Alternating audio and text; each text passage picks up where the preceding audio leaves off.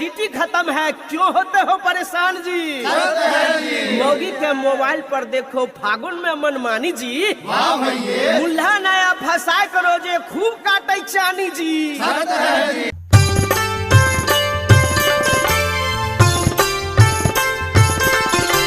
Singing by Sintu तहलका।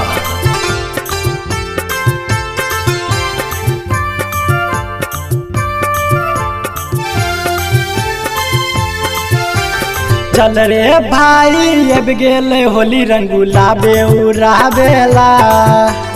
चल रे भाई अब गेले होली रंगुला बेउरावेला। नया नया माल के रंग देवे चोली आई होली के दिने में। नया नया माल के रंग देवे चोली आई होली के दिने में। चल रे भाई अब गेले होली रंगुला बेउरावेला। नया नया माल के रंग देवे चोली आई होली के दिने में। नया नया माल के रंग देवे चोली आई होली के दिने में। Mix by Jai Ho digital recording studio Bhavani.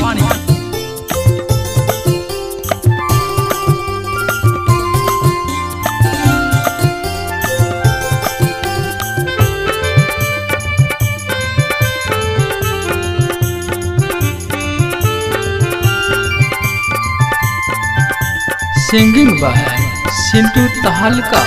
इतना डर चिकिया तू भाई चले नहीं अंगना में।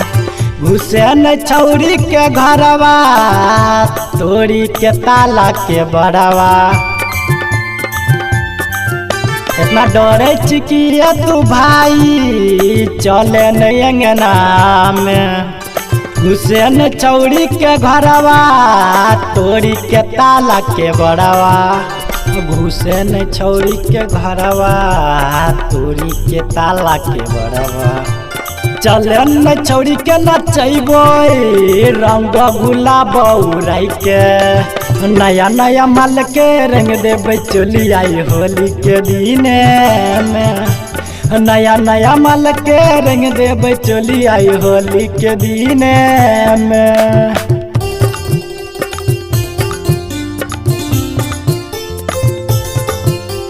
Mix by Jai Ho digital recording studio Bhavani.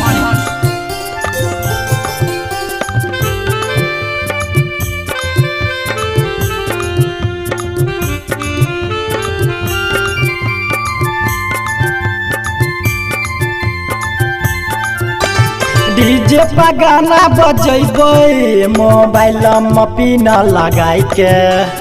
अरे पिनले ऐसन चोली लागे चल जैते गोली।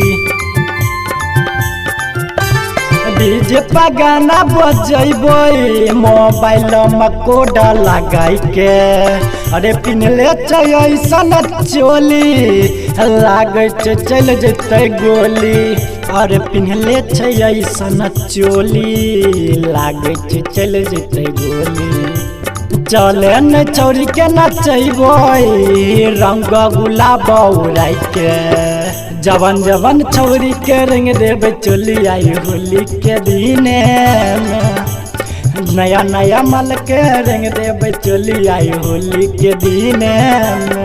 चल रे भाई अब गेले होली रंगुला बेउरावेला। चल रे भाई अब गेले होली रंगुला बेउरावेला। नया नया माल के रंग देवे चोली आई होली के दिने में। नया नया माल के रंग देवे चोली आई होली के दिने में। नया नया माल के रंग देवे चोली आई होली के दिने में। नया नया माल के रंग देवे चोली आई होली के दिने में।